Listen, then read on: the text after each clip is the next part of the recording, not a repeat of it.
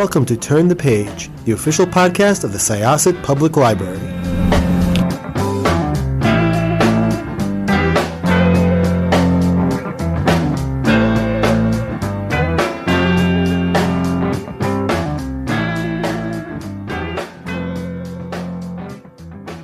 Hi, this is Syosset Library's Turn the Page podcast. I am really excited to chat with this author today because her book is so good that I could not stop reading it. I didn't even think too much about it until I realized I was like 1/3 of the way through. I felt like I just sat down and I was already done with a good chunk of it. It was great. It was wonderful. Welcome, Kayla Hardy. Let's talk about The Quarter Queen. Thank you for having me. Could there be higher praise? It's like, oh my God. Yeah, thank you so much. I'm so happy you enjoyed the read. But I am Kayla Hardy and I'm the author of The Quarter Queen. So hello. Hello.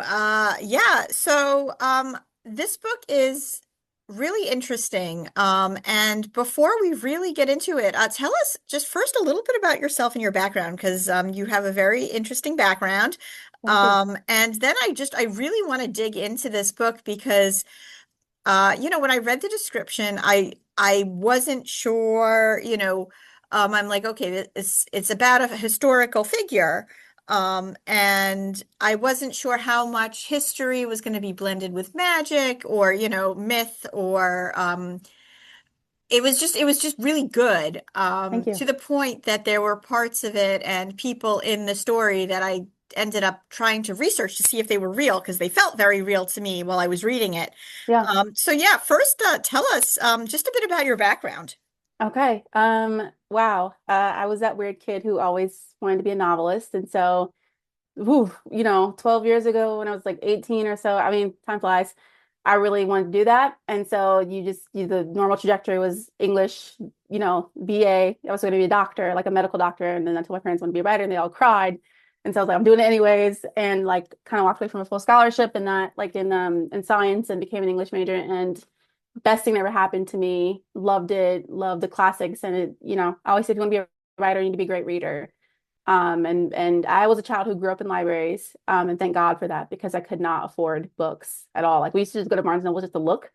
And yes, that's how poor we grew up. And I don't regret it because lots of reading, you soak it in like a sponge. And so fast forward, I got an MA in Lit and then wanted to get an MFA. A lot of programs like we already have a master's, and then I got into two PhD programs and went to SUNY Binghamton because they had a creative dissertation. And at that point, I was researched out, even though you still do research, and it ended up benefiting me because half the program is research and half the other part is creative writing. So all that to be said, I became a Black folklore researcher and all that time. And before I even got into that, I was big into like Frederick Douglass and Zerno Hurston, and just kind of really inspired by the lives of Black folks and my ancestors. And I was like, this is great. I was like, they've been doing all the work and understanding that you're not the first person, you're not that original, and that people have been on this trajectory a long time before me gave me a lot of confidence. And so I kind of branched off from African American research into Black folklore research, which I'm also Louisiana Creole on both sides. And when I spent and I'm jumping around, childhood and Louisiana and like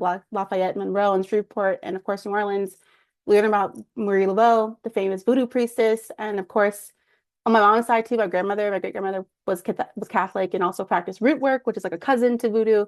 And I was very like mystified by that because I didn't understand how you could be both things. And of course, if anyone's ever is listening, they've gone to New Orleans, baby, it's very normal there.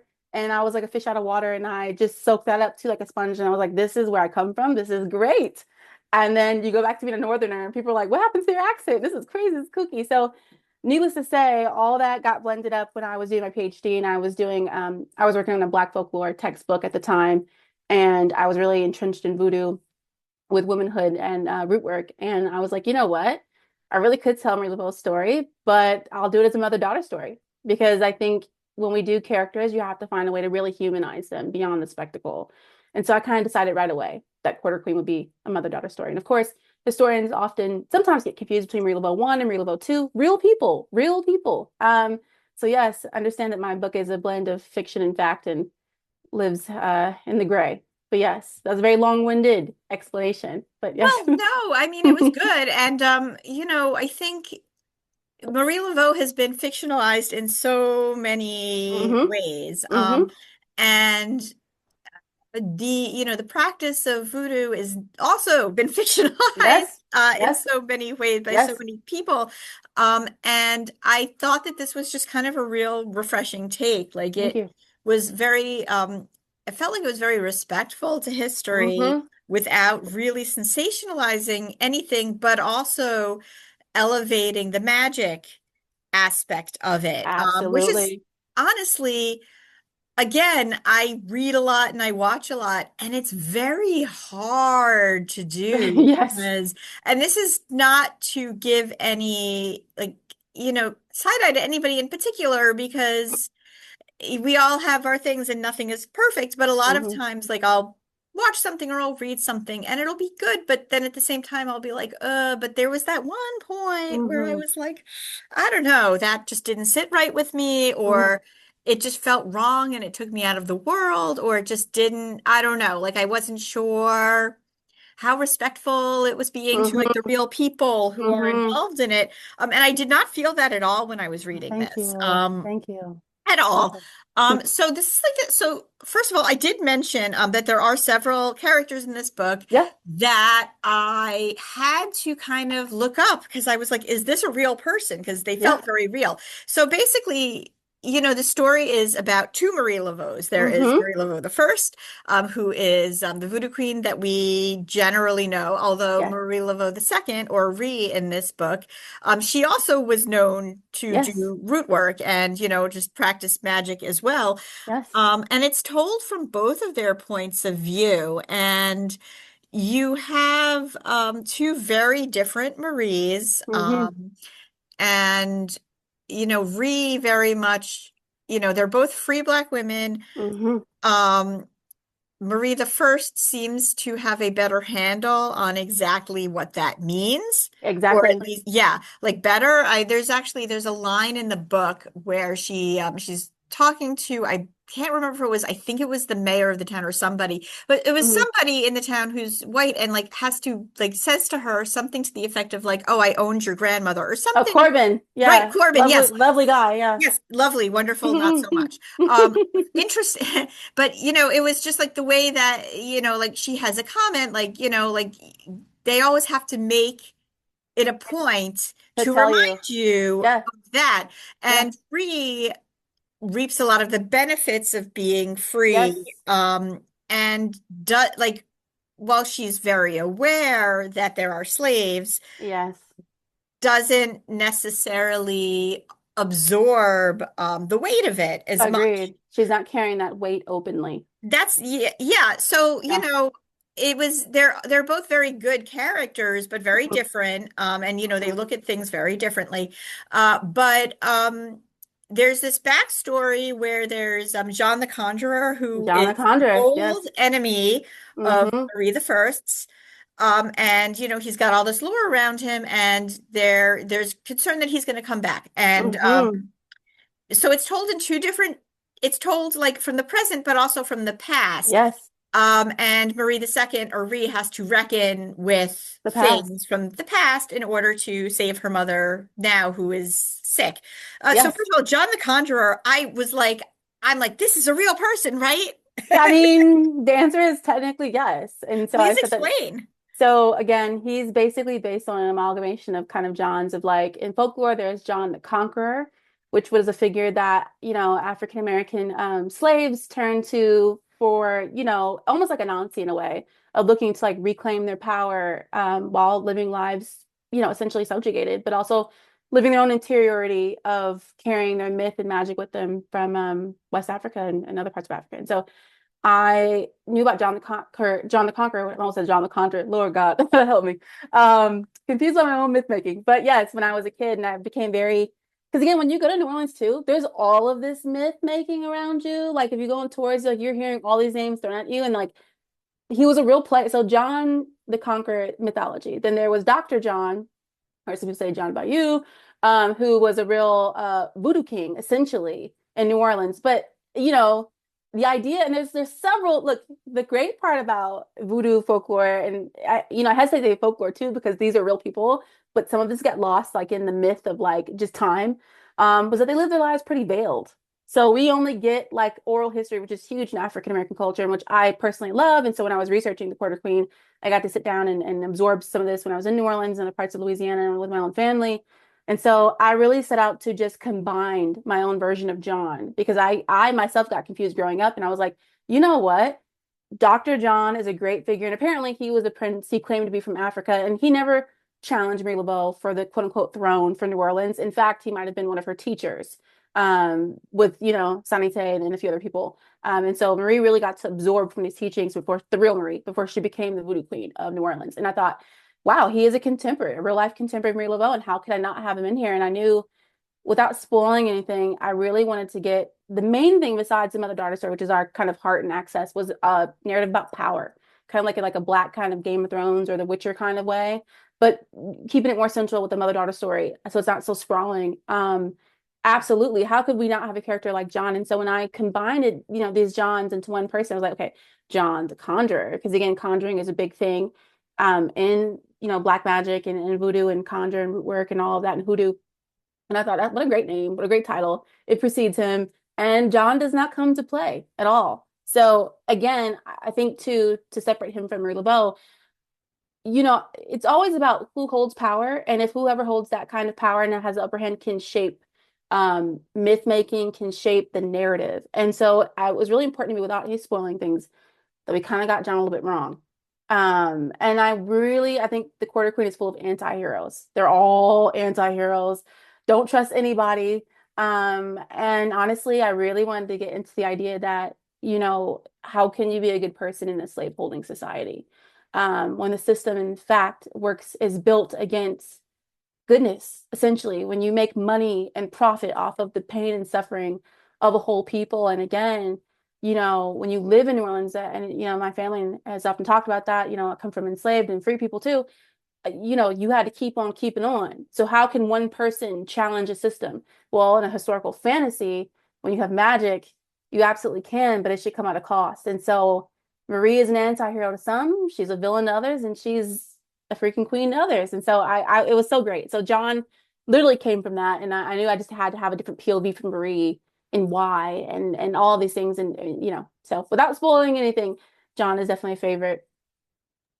So, another storyline is also somebody from Ree's past who Mm-hmm. has come back, Mm-hmm. who has become a witch hunter as well, Mm-hmm. or an Mm-hmm. inquisitor. Mm-hmm. So Henrik, yes. yeah, that was another really good storyline. Yeah, thank So you. where did he come from? And just how did you kind of, how did like these two almost like pillars of the story, like Mm-hmm. kind of come together? Because one thing I noticed that I was really impressed by as a reader is that it didn't feel like too much. It all felt Thank like it you. fit very well together. Sometimes you read a book and it has all of these There's a characters, lot. all of the, yeah, exactly. And you're just like, Yeah. and this, and this, and this. And Yep. you're like, okay, Yep. this is all like, this is good soup, but Yeah. the ingredients, like maybe like The we, gumbo. Did the exactly. gumbo come together? So Yeah. yeah, talk a little bit Yeah. about that process. Um, I'm a plotter. I think writers fall in kind of two camps, but also understanding some screenwriter too as well, and you understand structure. I really, over the years, and again, I would also say thank God Mother novels didn't get published before this one, because you can see all of these kind of mistakes in them. And I think with Quarter Queen, I got a chance to really get it right. And also, I have to give all the credit to my editor, Natalie, who's at Ballantine, who is majestic. And when she acquired Quarter Queen, pitched me right away a big edit for this, and really was to bring Ree forward, and really we had a wider cast, and she's like, no, no, no, cut this, cut this, cut this. So it wasn't like it just happened by accident. It was a lot of intentionality went into that. So thank you. I appreciate that. But Henrik, I knew there was two main love stories, and I knew that you want to have different love stories. I don't want to have a repeat of the same thing. I don't readers want to have that.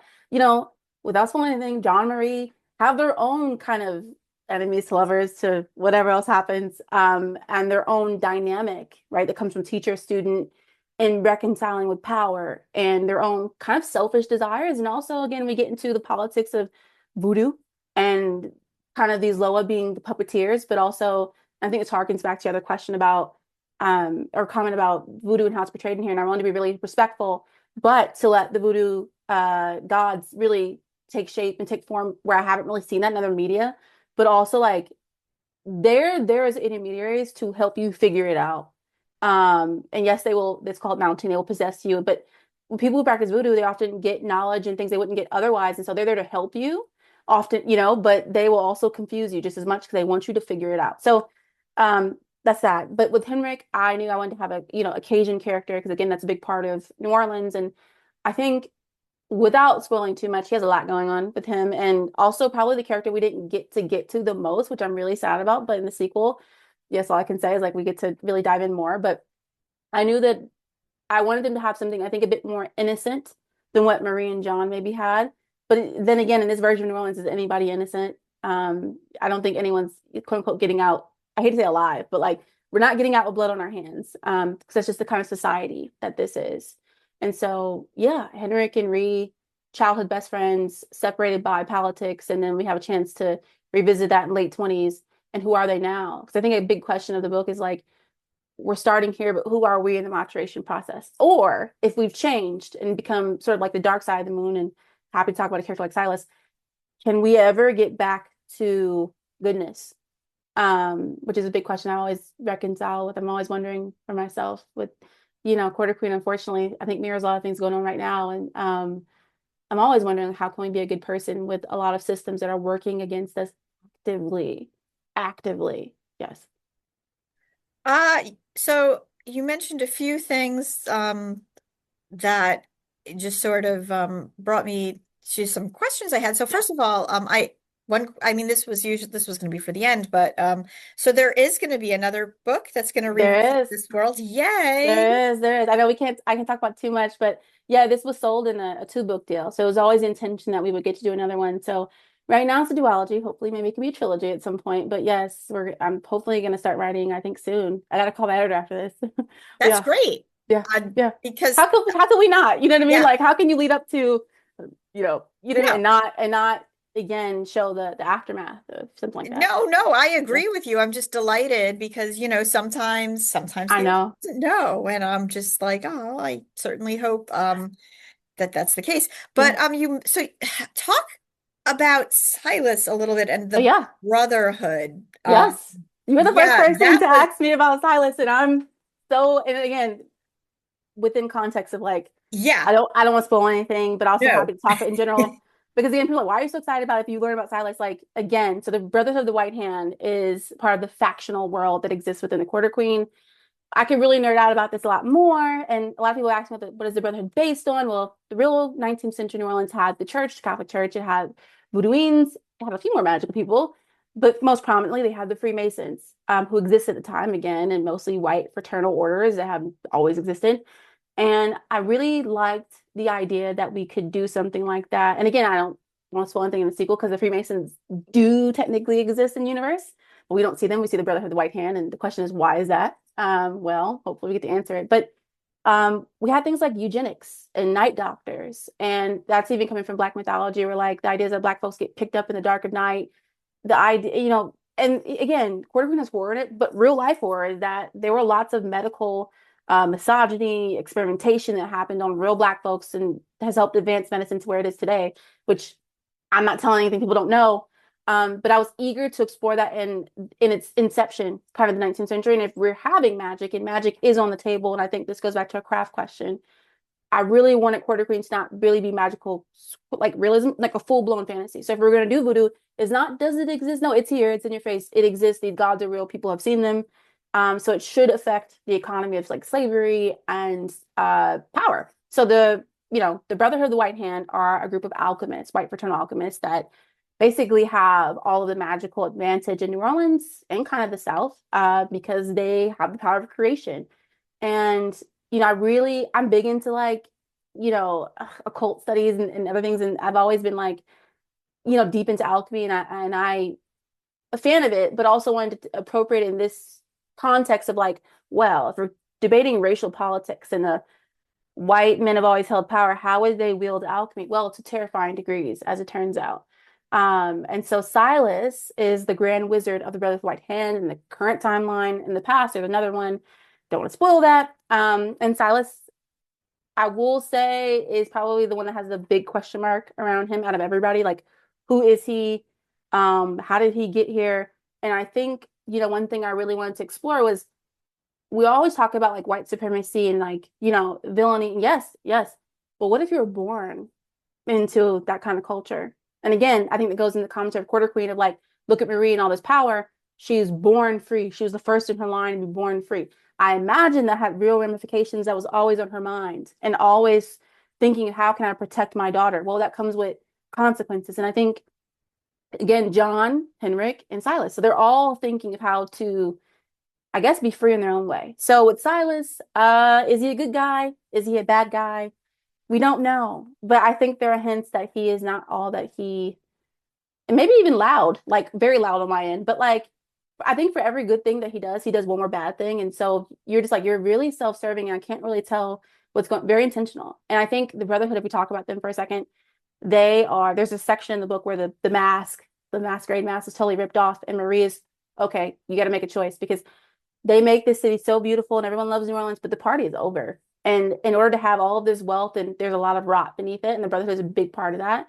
And once you know, can you unknow? And I think we also see Silas do something really surprising in that moment. And so like, oh, okay, are you really a part of this or is something else going on here? So yeah, again, Silas is somebody we had to really fight for, like me and my agent and a lot of things. And yeah, but I think maybe scary on my end because you don't really want to. It's weird. I don't think he ever says anything too, by the way, that's actually like racist or right. And that's intentional. He talks around it. Other Brotherhood people say things racist, and there's Galen and Silas has a very trickster way about him, intentional. But yes, I'm excited about him. And I think readers, I've heard from readers that they love him because they know that he's something's off. Yeah. Yeah, no, for Yeah. sure. And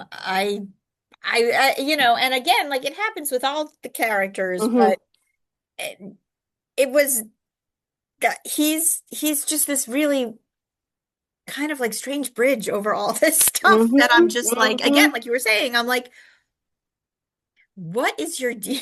Yeah, you're kind of wondering what Like, are you doing? And even when he's yeah, not on the page, you're wondering what are you up to? And yeah, I think he kind of has a really weird relationship with Marie and with Reed, which I thought was kind of cool. My agent was like, why is the yeah, chemistry of both mother and no, daughter? Yeah, yeah, yeah, yeah, yeah. I yeah. really like again, like I just cannot figure him out. And you're not going That was to until book That was two. extremely interesting. Thank Yeah, you, thank you. no, thank you. I mean, again, I loved this book. I don't want to Yeah. spoil anything either. Hmm. It is extremely unique though. Thank you, Yeah. thank you. Is this the first official book that you've sold? Yes, yes, yes. Congratulations. This is Thank you, thank amazing. you, thank you. It's crazy. I talk to a lot of writers, and they're like, okay. I have mixed feelings about it because, a lot of people will get their first book and they will sell it and hooray, and I'm happy for them. But understanding that there's a lot that goes into writing a book and then maybe the first one isn't the best representative of your craft and skill. And so again, I think when I was from 18 until I'm like 32 now, like really wanted that and like I did everything I could and got close to 24. I always say thank God that didn't work out. It was devastating at the time, but it really worked out now because writers just get better with time. I think that's the benefit of time. We all get better with time, hopefully. And so to let your craft steep like a gumbo and like tea and like let it get better and better. And so yeah, it happened, I think when I was 30. And so it's been 2 years later. It's crazy. And then no one tells you it takes like 2 to 3 years to get a book out once it's acquired. And so it's a really long labor of love, but wouldn't change it. Thank you. Well, thank you so much for writing it. So for those who actually like, if anybody would like to know more about Voodoo or Marie Laveau, the person, or any of these figures, do you have like some favorites that like some favorite things that people can go to when you were researching this or building the Oh story? yeah, yeah, yeah. So Mythology books? I believe is it Carolyn Maralong has the biography on Marie Laveau. Definitely studied that when I was in grad school. And I always said, if you really want to know, there's only so much books can tell you. You need to go set foot in New Orleans because there are a plethora of like guides and tours that you can do. And I feel like that's really just cracking the surface, but you really need to start there first. So you can like, again, I think New Orleans, it's one thing to read in the book, but you have to like, and it's New Orleans too is the weirdest place in the world, my most favorite place in the world, because it feels like you're literally going back in time. But also there's like phones and stuff, but there are carriages and horses and the buildings have a great Spanish and colonial French facade, and there's still things in Spanish and French everywhere, and they have pralines and all these things like that you see the culture hasn't gone anywhere. It's just been maybe a bit updated, and you can smell the Mississippi River, and all of that is there. And so I say, if you want to feel like Marie or walk her path, you can go see her house on St. Anne. I always say, go do that. And then they have like the Marie LaVeau's Voodoo shop, which I go every single time I'm in town, and I go there and they have her altar in the back where you can, interact and also buy stuff. And so also find you someone who might practice voodoo there. And so they have a current voodoo queen, I forget her name, apologies, that is there. And so it's not hard to find. But yes, Carolyn Marlowe Long, start there. There's also Jill Parker Rhodes, her book, Voodoo Dreams, I believe. And so lots of stuff. And then I think a few white men have attempted books on Marie LaVeau as well, that maybe weren't. And then, of course, American Horror Story. So yeah. I'm just a nerd, so I've always like gone and soaked it in. But yeah. Thank you so much. Yeah. Once again, this is Jessica with Syosset Libraries Turn the Page podcast. My guest was Kayla Hardy. And we are going to close this chapter of Turn the Page. It's time to close this chapter of Turn the Page. Join us for the next episode.